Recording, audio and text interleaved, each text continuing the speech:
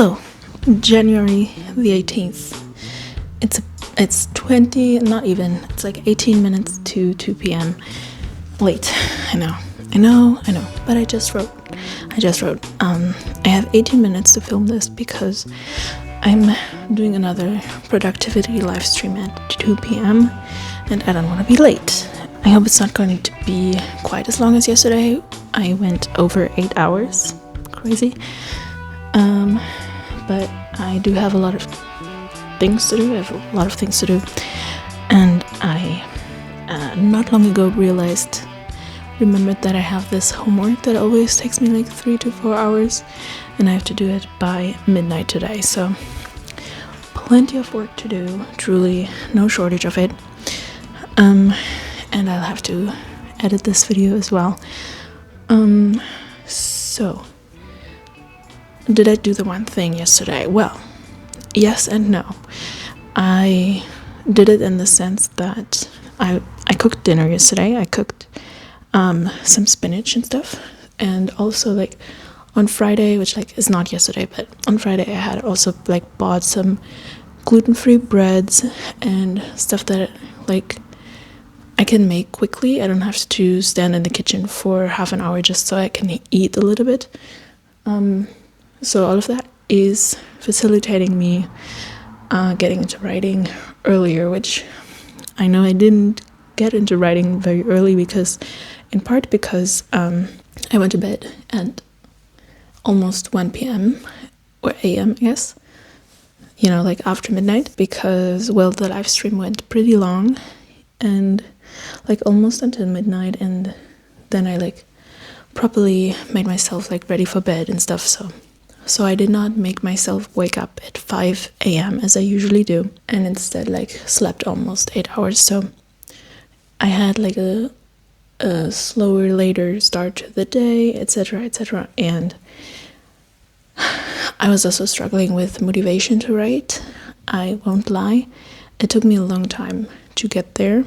I did a few things that helped, I guess. Does that count also towards the one thing? I don't think it really does, but it's something that I did. I was reading a little bit. I'm reading the audiobook of Master of One. For some reason, I also bought the physical, and like I have it here. I don't really remember why. I think that might have been a mistake because like I like the book, but I don't love it. And I think the writing is like it has some flaws that I see. And usually I only buy the physical books of audiobooks that I have already read or am already reading because I want to learn from them and one day annotate them. But anyway, I was reading, that like helps. I was watching a little bit of AuthorTube. I saw that by accident and was like thrilled. I watched a mini vlog by Jamila O. Edwards. AKA her channel is now called Slow Living Chronicles, and it was, oh my god, it was so nice, like her voice, and together with the music that she had under it and everything, it was like so soothing, like yeah, just so nice. And I really like the way that she approaches like goals and stuff, like not pressuring herself or her family to live according to specific schedules and stuff. So it was really nice, and that also made me think, you know what, like a few days ago Jamila had sent me and Sarita also her first chapter of her contemporary romance that she's going to publish really soon on her Substack, which is incredibly brave and awesome and cool and fantastic. And I'm really proud of her for it. And she had sent the first chapter to the two of us.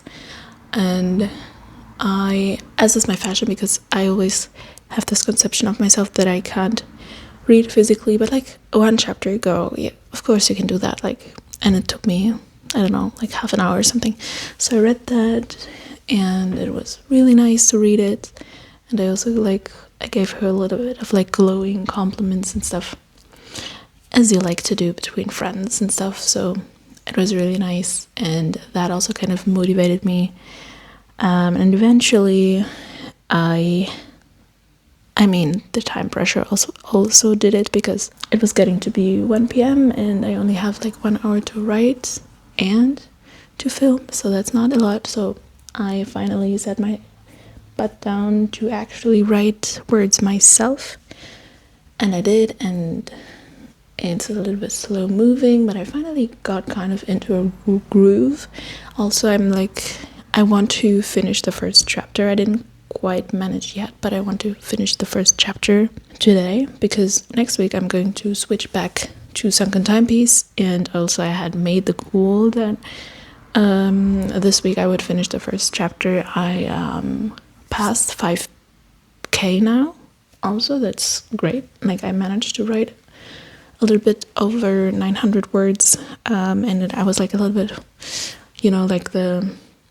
like the time was running out, and I think like somewhere in between all of the other tasks that I have to do, I will manage to just like, I think it's just like one paragraph that I still need to get in there to have everything that the chapter needs in like the what has to happen in the first chapter.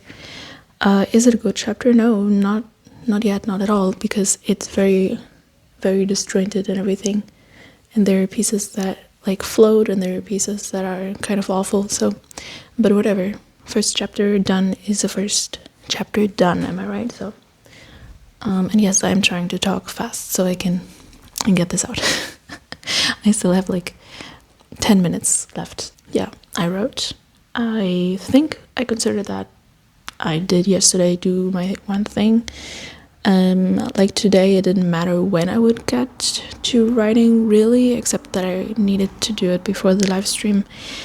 But since it's Sunday, it doesn't really matter. And so, yeah, it's time for a prompt. Let's do a quick prompt, hopefully.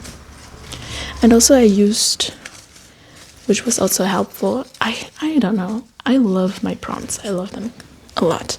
I used 3 different prompts. I used one orange prompt from, I think it's like a setting from the kinds of prompts that I had done for previous live streams, and I still had a few left, and it was Meadow, and I used it for, she's like breaking into her father's office, and I thought, there's gonna be a painting of a meadow, and the other was like a detail from the new ones, and the detail was brine, like the smell of brine. And I made that like, let her go into a memory of her past, of how she would trail her father in his business. Like, he has a shipping business, and she would be like on the ships and in the ports and stuff. And the other one was a dialogue line, which is, I feel strange, and I made that to be something that she reads in like a protocol of the procedure that her sister got to get her magical ability, which is a really harrowing experience. And yeah, so that really, it really did help a lot today, actually, to get me inspired. Okay, I had already drawn the prompt for today. What does it say? Let's see. Okay, maybe I could do that in like 5 minutes. What I wish for one of my characters to learn. Okay, let's see.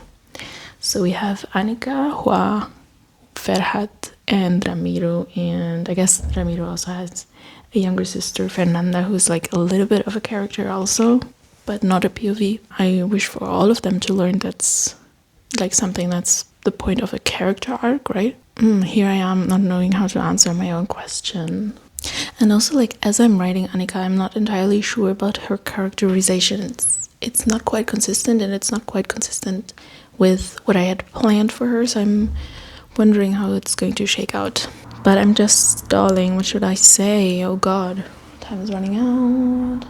Let's maybe take a character who is not a POV character, who I basically already have the character arc sketched out for.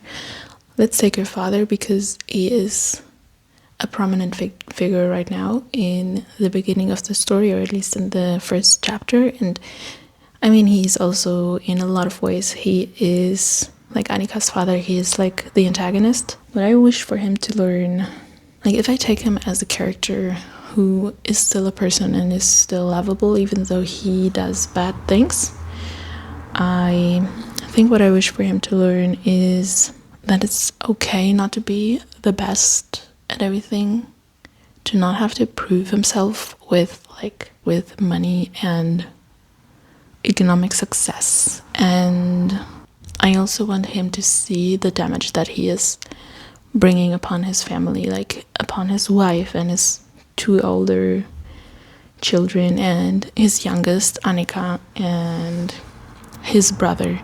Like he's at the center of a lot of people's trauma and how do you say, like coping mechanisms, I suppose. It's not the word that I'm looking for, but like he doesn't realize that. He just thinks that he's doing the best, and sure, it maybe hurts some people sometimes, but really it makes them stronger, better, whatever, like, or it's just an inevitable price that they have to take to pay. Because I think he suffers a lot inside of himself. That's exactly how he sees his own pain. He sees it as an inevitability, as just a price that he has to pay. Like he would never see himself worthy of like shaking off the pain. Or maybe he doesn't even really believe in people having like a happy gentle life. That's not how he sees the world, I don't think. A lot of things that I wish for him to learn, to be honest. At the very least, I want him to learn, and he will learn throughout the story, that he can't control everyone and that you shouldn't underestimate his youngest daughter, Annika. And I need to go now. Okay, bye. Thank you for watching. Let me know if you have anything interesting you want your characters to learn, and how your writing is going, your habit building, etc. But I have to go now. Bye.